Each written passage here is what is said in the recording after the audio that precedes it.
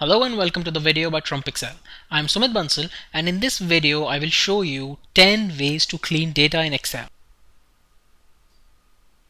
Here I have the text "Welcome to TrumpExcel" written in 4 different ways. The first one is the regular way with only one space between words. In the second case I have more than one space between words. In the third case I have some leading spaces along with a couple of spaces between words. And in the fourth case I have trailing spaces. You can see there are a couple of spaces after the last word. Now this could typically be the case if you get this data from a colleague or you get it from a text file or import it from a database. So to clean this data and get rid of these extra spaces, you can use the function trim. Trim function takes one single argument, which could either be the text which you type manually or it could be the cell reference. So in this case I would take the cell reference A1. And what this function does is it would remove all the leading spaces and trailing spaces and extra spaces between words except one single space that is allowed. So if I drag this down, you would see that it has corrected all these text. It has removed the extra space here between welcome and to. It has removed the leading spaces and trailing spaces here. Now this is a formula. If you just need to use the text, you can convert it into values by using paste special. I have student names here and their marks in 3 subjects. You can see that there are gaps in this data set, which could be because the student could not appear in the exam. Now you may not want to leave this data set with blanks. You may want to type not appeared in all these cells which are blank. So to do that, you can either go and select each cell manually and type not appeared, but if you have a huge data set, this could be very tiresome. So to do it at one go, select the entire data set, go to find and select this option go to special. This opens the go to special dialog box. You can also use the keyboard shortcut F5, and when you do this it opens the go to dialog box. Here you have special button, click on it and it again opens the go to special dialog box. Click blanks and click OK. This would select all the blank cells in your data set at the same time. So now you have these cells in gray and the first cell is in white because this is the active cell. So to type not appeared in all these cells, just start typing not appeared and hit Control Enter. And as soon as you hit Control Enter, this gets entered in all the cells. Here I have this number 123 entered in 3 different ways. In the first case it is a number. As you can see, it is aligned to the right of the cell. Numbers are always aligned to the right while text gets aligned to the left of a cell. And in the other 2 cases you can see these are text format because these are aligned to the left. Now to convert all these 3 back into numbers, the first one is already a number, but to convert these 2 back into a number, there are 2 ways to do it. The first one is I would go here to the formatting box and I would type general, and when I hit enter, the second one gets converted back into a number because in this case it was merely in the text format. But the third case is a little more difficult because it has been entered by using a leading apostrophe, and a lot of people do this. A lot of people enter numbers first starting with an apostrophe so that it gets converted into a text, and this could create some problems. For example, if I have this number 125 here and if I check for a condition that this number is greater than 123, which it obviously is, so it should return a true. Now I would check this condition for all these cells. Let me lock the first cell. Now I would check it for all these 3 conditions for all these 3 cells, and you can see the first 2 are true, which is the right way, but the second one is false. The reason being that Excel always considered text to be greater than a number. So no matter how big your number is, if there is a text, that text would always be rated higher than a number. And in this case you can see there is an apostrophe, so this is still a text even after changing the format. So to take care of this, let me delete this. To take care of this, a very foolproof method is type 1 in any of the blank cells, go to this cell and copy this. Now select these cells, go to paste special, and this opens the paste special dialog box. Here you have operation category. Within this, select multiply and click OK. So what this does is this multiplies this number with 1, and any number multiplied by 1 remains unchanged, but this also takes care of the apostrophe. So now all these 3 numbers get converted back into a number format. Here I have a data set of students and their marks in 3 subjects, and there are duplicates in this data. So you can see there is a duplicate for Bill and a duplicate for Phil. Now, if you want to remove these duplicate values, there are 2 ways to do it. First is using conditional formatting. So you can select the data set, go to Home, Conditional Formatting. Here you have highlight cell rules and go to duplicate values. And as soon as you select this, it gives you the option to highlight duplicates and the formatting. I'll keep the formatting as a red fill with dark red text, and when I hit OK, you can see that this has been highlighted, and all those numbers and names that appear more than once get highlighted in red. I can manually see that Phil repeats twice and Bill repeats twice, so I can select this data and manually delete this. I'll Control Z to go back. So this is the conditional formatting way. The other way to remove duplicates is by selecting the entire data set, going to data, and here I have the option remove duplicates. I click on this option and it opens the remove duplicates dialog box. Here make sure that if your data has headers, which in this case it has, this option is selected. If this is not selected, then this is also counted as a part of your data, which should not be the case. When you have selected this option, these names are the names of the columns. So I can see that there is a student column, math column, physics column, and chemistry column. I can then select OK to remove all those rows or all the data set which is duplicate. But in this case, it would not remove a number which repeats again. Rather, the entire row has to be an exact duplicate. So for example, Bill and these 3 marks has to meet exactly the numbers and name here, Bill and these 3 marks. And if that is the case, then this row gets deleted. Similar is the case with Phil and these numbers. So now when I click OK, it says 1 duplicate values found and removed, 11 unique values remain. The reason being that in case of Phil, you can see that the marks does not match. So this entire row is not an exact match and hence it remains. But since in case of Bill it was an exact match, then the row was removed. Here I have a data set for 5 companies. I have their revenue number for 3 years and net income numbers for 3 years. And using these numbers, I have calculated the net income margin, which is net income by revenue. Now you can see that there are errors in 2014 data for company B and company D. The reason being that there is no revenue number for these companies in 2014, and hence I get a division error because I tried to divide their net income by nothing. Now this is a small data set and you can visually spot these errors, but if you have a huge data set, these errors could be difficult to spot. So to do that, you can use 2 methods. First is using conditional formatting. So select this entire data set, go to Home, Conditional Formatting, and select New Rule. Within New Formatting Rule dialog box, select Format Only Cells That Contain, and from this drop down select Errors. When you select errors, you would get the option to format the cells which has error. In this case, let me select red and I click OK and OK. And as soon as I do this, all the cells that have errors in it get highlighted in red. Let me Control Z to go back.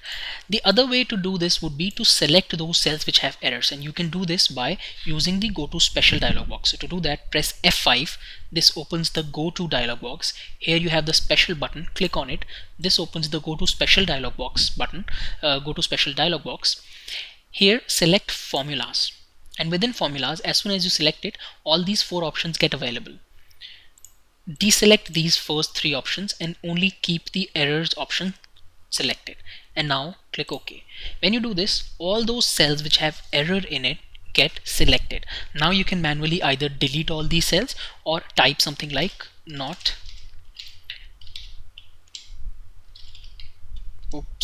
available and hit Control Enter, so that it gets entered in all the cells which have error in it.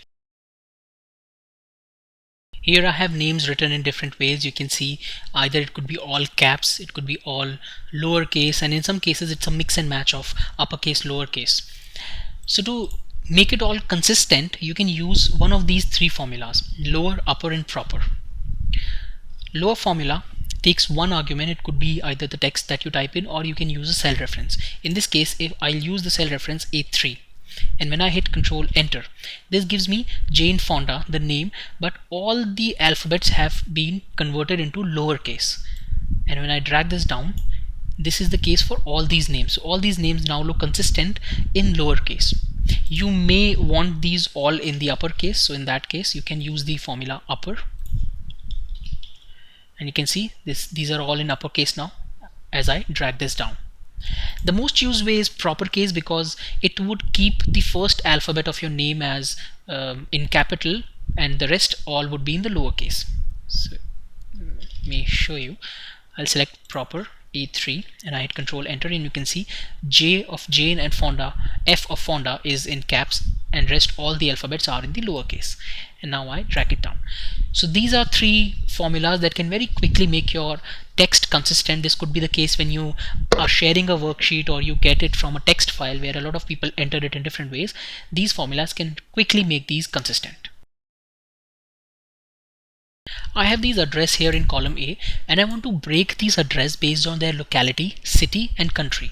So you would see that they follow a consistent format where the locality name is followed by city name and followed by country name. And the separator is always a comma, so there would be locality, comma, city, comma, country.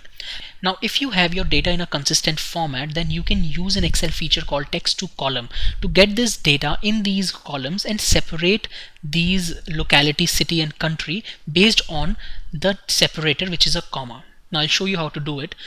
So you go to data, and here you have the option of text to column. Click on this and it opens the text to column wizard, and it has three steps.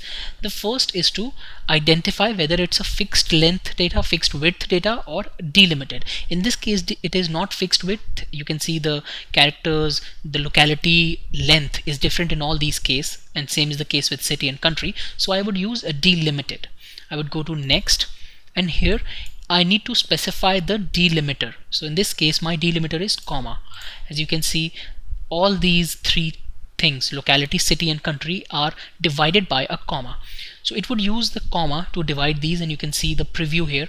I would have the locality in one column, city in one column and country in the other column.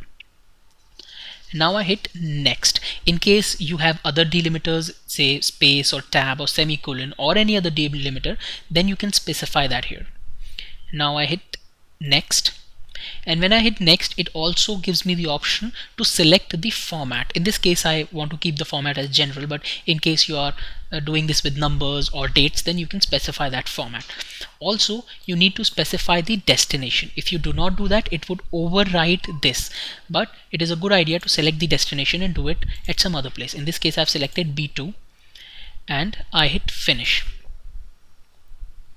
Okay, and as soon as I do this, you can see that the locality, for all these address, the locality comes here, city comes here and country comes here. So it's a very good technique to change your data, parse your data using text to column if you have a huge data set and you want to only extract a part of it. While Microsoft PowerPoint and Microsoft Word have a feature where it would underline if there are any errors, grammatical errors or spelling errors, Microsoft Excel does not have that feature. However, you can still run spell check and correct these errors. So to do that, select the data and press F7. And when you do that, it runs the spell check for you. And it is the same thing that you see in Microsoft Word or PowerPoint. It would show you the text that it thinks is a spelling error, and it would show you the suggestions as well. So you can change these, and once it is done, it would show you that spell check is complete and you are good to go. If you have a worksheet where there is a lot of formatting and you need to clear all the formatting, you can quickly do that by selecting the entire data, going to home, and here within editing you have this option clear. Within clear you have the option clear formats. You can also use clear all. This would remove everything from your sheet including the content. You can only clear the content, would remain the formatting would remain intact. You can clear the comments and the hyperlinks. In this case, let me show you what happens when you clear the formatting. So click on clear formats, and as soon as you do this, you can see that all the colors including the borders have gone. Now you can simply introduce the borders if you want, and you have your clean data. I'll show you 4 ways using find and replace that can clean your data. In the first case, you can change your cell references using find and replace. So here I have a data set with students and their marks in 3 subjects, and I have these 2 names, Jane and Martha, and their marks in math. So you can see Jane has 69 and Martha has 91. To get this, I have used a formula. So this is an index formula where I take the math column as input and I match the name with column A, and wherever there is a match, it fetches the marks for that column, for that subject. But say for example I need to change this and get the marks for physics. Now this is a small data set with only 2 student names, but if I have a huge data set of hundreds of students and a huge master data set, then it would be very difficult to do this manually. You can do this by using the find and replace feature. To do that, press Ctrl H. This opens the find and replace dialog box, and in find what, change the reference. So in this case I want to change $B to $C. $C. In this case, right now I have the numbers for maths, and hence I want to change $B to $C, and it would give me the numbers for physics. So I go to replace all, and it makes 4 replacements. And now you can see that I have the new numbers for physics. For Jane I have 71, and for Martha I have 46. Similarly, I can make it for chemistry. I could change this from $C to $D. And now when I replace all, it updates these new numbers. You can also use find and replace to find specific formats and change these formats. So to do that, let me show you how to do it. I would press Ctrl H, and this opens the find and replace dialog box. Here I select options, and I would clear these boxes, and here I have this option of selecting the formats. So I would want to find a format. Either I could specify the format I have in mind and then look for it, or I can choose the format from a cell. So let me select a format from here, and it says this is the preview. So this is the format I want to find, and I want to change this format to, say I want to fill these cells with orange, light orange color, and I click replace all. And you would see that instantly all the formats have been changed. So you can also use find and replace to identify formats and change those formats. Find and replace can also be used to remove line breaks from your text. So for example, here I have the address where the locality, city and country are separated by line breaks. You can see that it's the same cell, but they are in different rows.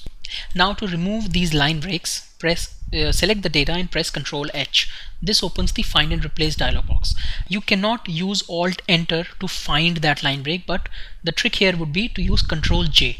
So when you are in the find what box, press Ctrl J, and you can see that there is a blinking dot here. Go to the replace with box and just type a single spacebar and replace all, and this would make all these replacements, and you can see that the line breaks have gone, and now I have the entire text in a single line. Find and replace can also be used with wildcard characters to clean the data. So in this case I have these 5 company names along with a code name in parentheses, and I want to remove all these parentheses and code names. I only want the name of the company. So to do that, I select the data and I press Ctrl H. Here I would type beginning round bracket asterisk ending round bracket. This would identify all those characters which are within parentheses, because asterisk represent any number of characters. So all these code ABC within parentheses would be found by this formula, and I would replace it with nothing because I want it to be completely erased. Now if I go to find all, you can see that it has found all these codes within parentheses, and now if I do replace all, it would quickly replace all these and my data is all cleaned up. So these are 10 quick tips to clean your data in Excel. If there are any tricks that you use, please share it with us. I hope you found this video useful. Thank you and have a nice day.